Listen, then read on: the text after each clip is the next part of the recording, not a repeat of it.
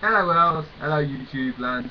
I haven't done a video for a couple of days, mainly because I've been at work. Yes, I do work, I do make a little bit of money so I can buy comics. Um, at the moment I've wrecked my hands. I've been doing a bit of climbing as well.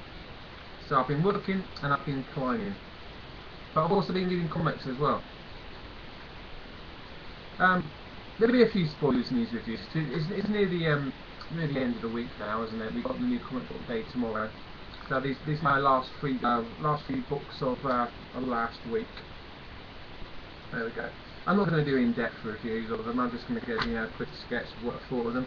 Let me go the first one. Godzilla. Is it Ruler or Rulers of Earth? There we go. It's IDW, this is Godzilla number 2, Rulers of Earth, and it was just your basic Godzilla stomping around the city, having a fight with the baddie monster. There we go. Fantastic art there. That's the main reason why I read these Godzilla comics, really. I like the big the scenes of destruction in the city centres with the monsters fighting each other. I know it's just my sort of stupid comic, really. And I criticise Marvel for being pants and going off to different dimensions and stuff. But I do still check out Marvel every now and then. But this comic, the Godzilla universe that I get into, is just take my brain out, stick it on the table for a bit, and just enjoy some stomping around the city. I was surprised with this one though, because at the end they've got a really surprising little cliffhanger at the end there. See that panel there with the Earth in the background? That's aliens. Again, they remind me of the aliens that were in The Simpsons. So those aliens are always planning the conquest of the Earth. So you've got these aliens. They seem to be planning like a takeover of the world using like these big robotic monsters. So I think the future of this book is going to be the next issues is going to be Godzilla, the actual flesh and blood organic monster, against the aliens' robot creations, and so that'll be interesting. That'll be pretty cool. I have to get my brain off the table and start using it a little bit when I'm reading this. So maybe not. It's going to be pretty simple, isn't it? Aliens with their alien Godzilla versus the real Godzilla. So that's really good. That's quite cool. I'll give that 7 out of 10 in that one. Mainly for the ending and the good panels. But Helheim. Helheim number. Oh, what number is it? God, really. No, issue number 6. I think this is the end of the first arc, really. There we go. That's the witch Bera, I think her name is. Yeah, so they're tying things up really in this one. There's some nice artwork on it.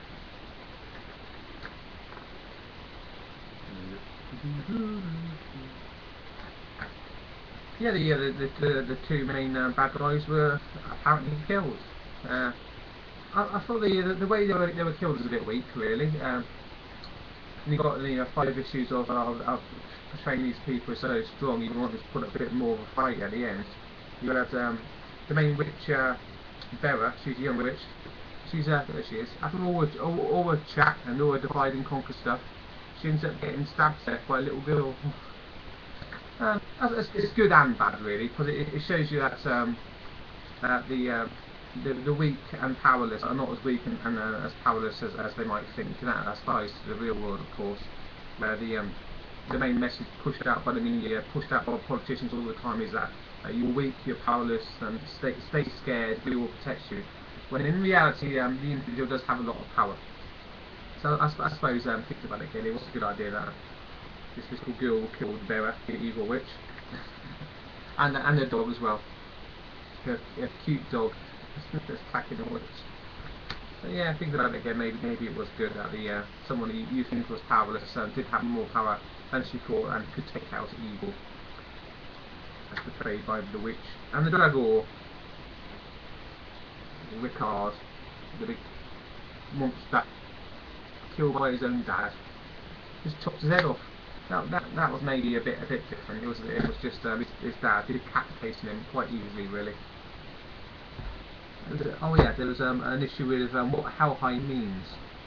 Helheim, the obvious title of the book. That's what the dagger or the card was. Helheim. It was like a prison. That's what was keeping him alive. That was the power that was keeping him alive. It was the souls of the dead people. So that's interesting. I didn't realise that before. That's what Helheim is. And of course, at the end of the comic, as with any comic, it's a really good panel actually. And that little girl I was talking about, showing you that the powerless are quite powerful. Apparently, she might be the new threat.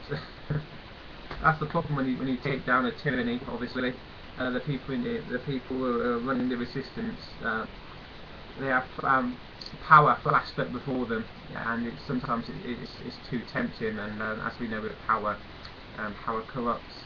So you can start off with good intentions. You can start off as the weak and powerless, taking on the powerful. But then when you take down the powerful, it does offer the possibility for yourselves to become powerful, and obviously to replace the very things that you were taking down, and becoming the very thing that you were rallying against in the first place. That's interesting. And this book here, I don't know, I missed that. The Secret History of D.B. Cooper. That's just an advert at the end of Helheim. It was a 152-page hardcover. D.B. Cooper was a hijacker in, I think it was the 1960s. I'm not sure. Maybe the 1970s actually. He hijacked a plane, took lots of money from the people on the plane. $200,000? Obviously with inflation that was a lot more. Here we go, in 1971. A lot more in the 1970s. He basically took the money from the plane, jumped out of the plane and disappeared forever. Did he die, or did he go on to make a better life for himself with the money in the suitcases? I don't know. But it's very interesting. Yeah, Google it for yourself if you haven't heard the story of D.B. Cooper. D.B. Cooper. Very interesting real life story, and in the comics, so you might check that one out. That's Helheim, wasn't it? So I go back to Helheim. Helheim number 6. I'd give that an 8 out of 10. Yeah, it made me think about a few things. I got an 8 out of 10, and the artwork was pretty cool as well. Last comic, Green Arrow. Green Arrow, obviously DC, Jeff Lemire, number 23. This is more a involving complex read than the other two comics really, and a very very good book. One note to say here. Oh yeah, it was all about this Emiko being the sister of Oliver Queen. There's interesting stuff here about the Green Arrow. The Green Arrow isn't just a bloke in a silly little mask and a hood on the six-pack abs. The Green Arrow is it's like a some sort of object, almost like the Holy Grail, but it offers true enlightenment and immortality. And this girl here, she's the mother of Emiko, the mother of Oliver Queen's half-sister, and she knows the secret of where this Green Arrow is. At the end of the comic, they beat the main guy, this, what's his name? I forget his name, he's older than that, Vertigo. They beat him in this book. There's some really good use of, there's explaining the story of the past of the Queen's dad. So they go into this quite sweet artwork here, which really differentiates the current story to what happened in the past. That's nice artwork there. Enjoyed that.